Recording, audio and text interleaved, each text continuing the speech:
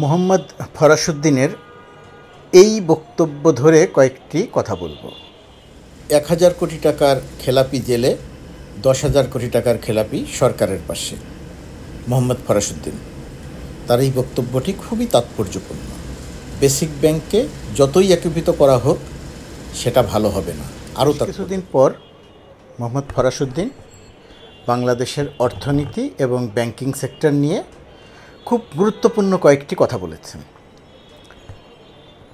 খুব গুরুত্বপূর্ণ কথা ব্যাংকিং এবং অর্থনীতি নিয়ে। এবং এই জায়গাটিতে আমরা যখন আলোচনা করছি বা আপনি যখন এই বিষয়টি নিয়ে কথা বলতে যাবেন, তখন আশেপাশের অনেকেই আপনাকে বলবেন যে অর্থনীতির ব্যাপার আপনি বুঝবেন না। আপনি যখন ব্যাংক নিয়ে কথা বলবেন তখন বলা হবে ব্যাংকিং সেক্টরের ব্যাপার, এটাও আপনি বুঝবেন না। এই কথাগুলো বলা হয় মূলত পুরো বিষয়টিকে চাপা দেওয়ার জন্য। আসলে আমরা অর্থনীতির যে অংশটা নিয়ে কথা বলতে চাই, ব্যাংকিং সেক্টরের যে বিষয়টি নিয়ে কথা বলতে চাইবে এখন কথা বলবো, সেটা বোঝার জন্য অর্থনীতিবিদও হওয়ার দরকার নেই, সেটা বোঝার জন্য ব্যাংকারও হওয়ার দরকার নেই। সেটা বোঝার জন্য এটুকু বোধ থাকা দরকার আছে কোনটা চুরি, কোনটা দুর্নীতি, কোনটা অনিয়ম, কোনটা অন্যায়। এটা যদি আপনি বুঝতে পারেন তাহলেই আপনি বাংলাদেশের এই অর্থনীতি এবং ব্যাংকিং সেক্টর নিয়ে কথা বলতে পারবেন। মোহাম্মদ ফরাসউদ্দিন বলেছেন, কয়েকটি কথা বলেছেন, তার মধ্যে সব কয়টি কথা নিয়ে আমি আলোচনা করব না, একটি দুটি প্রসঙ্গ নিয়ে আলোচনা করব। বেসিক ব্যাংকের ইস্যুতে তিনি বলেছেন বেসিক ব্যাংক আরেকটি ব্যাংকের সঙ্গে সেটিকে যদি মিলিয়েও দেওয়া হয় তবুও এটা ঠিক হবে না। বেসিক ব্যাংককে যিনি দেউলিয়া করে দিয়ে গেছেন তার নামের আগে শেখ ছিল না, শেখ পরে সংযুক্ত করা হয়েছে।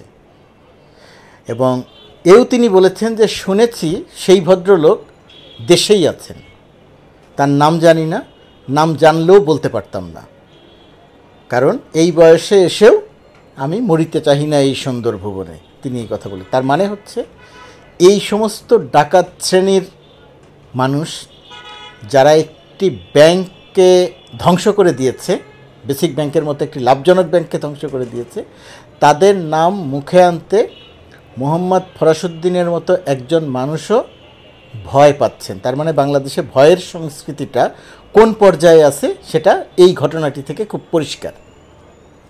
মোহাম্মদ ফরাসউদ্দিন সম্পর্কে দুটি কথা বলা দরকার। তিনি বাংলাদেশ ব্যাংকের সাবেক গভর্নর হিসেবে পরিচিত, কিন্তু তারও আগে তার পরিচয়, তিনি 1973 থেকে 75 সাল পর্যন্ত বঙ্গবন্ধুর একান্ত সচিব হিসেবে দায়িত্ব পালন করেছেন। এবং সেই তখন থেকেই বা তারও আগে থেকেই তিনি আওয়ামী পরিবারের একজন সদস্য হিসেবেই পরিচিত। আমি রাজনৈতিক দলও বলছি না, বলছি আওয়ামী পরিবারের একজন সদস্য। বঙ্গবন্ধু পরিবারের সঙ্গে তিনি খুবই ঘনিষ্ঠভাবে সংশ্লিষ্ট। সেই মানুষটিও বেসিক ব্যাংক যে ডাকাতি করেছে, লুট করেছে, শেখ আব্দুল হাই বাচ্চু, তার নাম বলতে ভয় পাচ্ছেন। তার মানে ভয়ের সংস্কৃতিটা কোন পর্যায়ের। এবং এই যে একটি ব্যাংকের সঙ্গে দুর্বল ব্যাংকগুলোকে সবল ব্যাংকের সঙ্গে মিলিয়ে দেওয়ার যে ধারাটা তৈরি করা হচ্ছে বা করা হচ্ছে, এই জায়গাটি নিয়েই তিনি কথা বলেছেন যে বেসিক ব্যাংককে যদি মিলিয়েও দেওয়া হয় আরেকটি ব্যাংকের সঙ্গে, সেটা সিটি ব্যাংক বা অন্য যে কোনো ব্যাংক, বেসিক ব্যাংক ঠিক হবে না। কারণ এই বেসিক ব্যাংকের মূল কাঠামো ধ্বংস করে দেওয়া হয়েছে, একেবারে সম্পূর্ণরূপে ধ্বংস করে দেওয়া হয়েছে, এটা ঠিক হওয়ার কোনো সুযোগ নেই। তো এই যে ব্যাংকগুলোকে একটির সঙ্গে, দুর্বল ব্যাংকগুলোকে সবল ব্যাংকের সঙ্গে মিলিয়ে দেওয়ার একটা প্রক্রিয়া শুরু হচ্ছে। যদিও বলা হচ্ছে, শুরু থেকেই বলা হচ্ছিল এটি জোর করা হচ্ছে না, বাংলাদেশ ব্যাংক বা সরকার জোর করছে না, এটা সবল ব্যাংক যারা মনে করছে দুর্বল কোনো ব্যাংককে তাদের সঙ্গে নিয়ে নিবে, তারা নিজেদের মিউচুয়াল আন্ডারস্ট্যান্ডিংয়ে হচ্ছে। কিন্তু বাস্তবে তো এক ধরনের জোর জবস্তিই করা হচ্ছে, করেই একটি ব্যাংককে হয়তো মেলানো হয়েছে, আর অন্যান্যগুলোর প্রক্রিয়া চলছিল। এখন সেটা হোঁচট খেলেও কিনা ঠিক নিশ্চিত নয়। কিন্তু এখানে যে কথাটা বলা দরকার, এবং এইখানেও আপনাকে বলা হবে যে না, এটা তো সারা পৃথিবীতে আছে, এক ব্যাংকের সঙ্গে আরেক ব্যাংকের মিলে যাওয়া, এক প্রতিষ্ঠানের সঙ্গে আরেক প্রতিষ্ঠানের মিলে যাওয়া, বড় প্রতিষ্ঠান ছোট প্রতিষ্ঠানকে কিনে নেয়, ইত্যাদি ইত্যাদি তো সারা পৃথিবীতেই আছে। সুতরাং বাংলাদেশে সেটাই হচ্ছে না, বাংলাদেশে সেটাই হচ্ছে না। বাংলাদেশে যেটা হচ্ছে সেটি হচ্ছে একটি সবল ব্যাংককে ঋণ জালিয়াতি করে, লুটপাট করে দুর্বল করে দেওয়া হচ্ছে। সেই ব্যাংকটি সরকারি ভর্তুকি দিয়েও আর চালানো যাচ্ছে না, সরকার টাকা দিয়েও আর সেই ব্যাংককে চালাতে পারছে না। সেই ব্যাংকগুলোকে এখন একটি সবল ব্যাংকের সঙ্গে মিলিয়ে দেওয়ার চেষ্টা চলছে, জোরজবস্তি চলছে। তাহলে এর বিরোধিতার জায়গাটা কোথায়, কোন জায়গাটা নিয়ে কথা বলবে, এটা বোঝার জন্য অর্থনীতি বোঝার দরকার নাই। বিরোধিতার জায়গাটা হচ্ছে যে যদি এই দুর্বল ব্যাংকগুলোকে সবল ব্যাংকের সঙ্গে মিলিয়ে দেওয়ার ক্ষেত্রে ওই ব্যাংকটি দুর্বল হলো কেন, ওই ব্যাংকটি রুগ্ন হলো কেন, ওই ব্যাংককে কারা ঋণ নিল, কারা ঋণ জালিয়াতি করলো, সেই টাকা ফিরিয়ে আনার জন্য সরকার কঠোর হলো কি হলো না, এটা যদি যাচাই বাছাই করে পুরো প্রক্রিয়াটি দেখে তারপরে ব্যাংককে, রুগ্ন ব্যাংককে সবল ব্যাংকের সঙ্গে মিলিয়ে দেওয়ার প্রক্রিয়া শুরু হতো, তাহলে এটা নিয়ে বিরোধিতার কিছু ছিল না।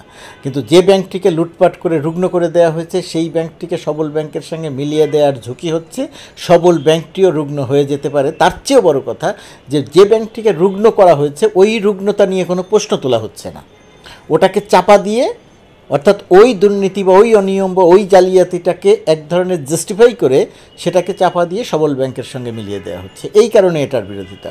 কারণ এটা বোঝার জন্য তো অর্থনীতি বোঝার দরকার নেই, এটা বোঝার জন্য তো ব্যাংকার হওয়ার দরকার নেই। আরেকটি কথা বলেছেন, আরও অনেক কথা বলেছেন, আমি আরেকটি কথা নিয়ে শুধু সংক্ষেপে কয়েকটি কথা বলবো। তিনি বলেছেন ১,০০০ টাকা বা ১০,০০০ টাকা যিনি ঋণ নেন তার নামে মামলা হয়। ১,০০০ টাকা বা ১০,০০০ টাকা যিনি ঋণ নেন তার নামে মামলা হয়। ১০,০০০ কোটি টাকা যিনি ঋণ নেন তার কিছু হয় না, তিনি প্রধানমন্ত্রীর পাশে থাকেন।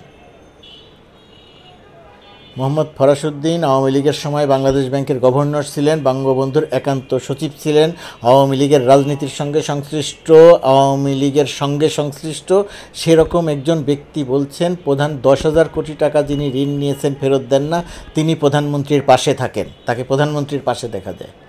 তার মানে কে তিনি, তার নাম কি, পরিচয় কি, কেন তিনি প্রধানমন্ত্রীর পাশে থাকেন ১০,০০০ কোটি টাকা যদি তিনি ঋণ নিয়ে থাকেন, খেলাপি হয়ে থাকেন, ফেরত না দিয়ে থাকেন? তার মানে হচ্ছে বাংলাদেশের যে ঋণ খেলাপির সংস্কৃতি ২০০৯ সালে যেটা ছিল ২২,৫০০ কোটি টাকা, সেটা এখন ঘোষিতভাবে ১,৫০,০০০ না ১,৬০,০০০ কোটি টাকা, অঘোষিতভাবে এটা ৪-৫ লক্ষ কোটি টাকা, এবং এটা প্রতিনিয়ত বাড়ছে। এবং এই বাড়াটা কোথায় গিয়ে থামবে আমরা জানি না, সেগুলো উদ্ধারের কোনো তৎপরতা নেই। কিন্তু এই যে ঋণ খেলাপির পরিমাণটা বাড়ছে, অর্থাৎ আর্থিক খাতের বিশৃঙ্খলাটা কোনোভাবেই দূর হচ্ছে না।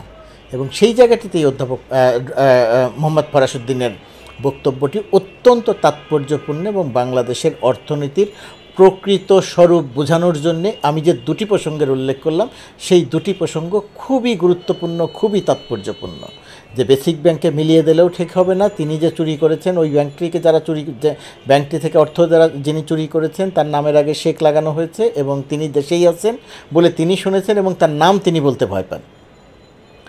আর ১,০০০ ১০,০০০ টাকা যিনি ঋণ নেন তার নামে মামলা হয়, আর ১০,০০০ কোটি টাকা যিনি ঋণ নেন খেলাপি হন, ফেরত দেন না, তাকে প্রধানমন্ত্রীর পাশে দেখা যায়। এই হচ্ছে বাংলাদেশের অর্থনীতির একটা রূপ। এবং মোহাম্মদ ফরাসউদ্দিন অল্প কথায়, বুদ্ধিমান মানুষ তো, খুবই বুদ্ধিমান মানুষ, সেই বুদ্ধিমান মানুষ অল্প কথায়, সরল কথায় যে সামগ্রিক বাংলাদেশের অর্থনীতির একটা চিত্র, সামগ্রিক বাংলাদেশের ব্যাংকিং সেক্টরের একটা চিত্র, সামগ্রিক বাংলাদেশের একটা আর্থিক খাতের চিত্র এঁকে দিয়ে গেলেন।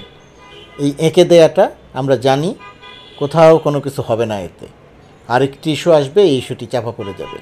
বাংলাদেশের অর্থনীতি যে অবস্থায় আছে সেই অবস্থায় চলতে থাকবে।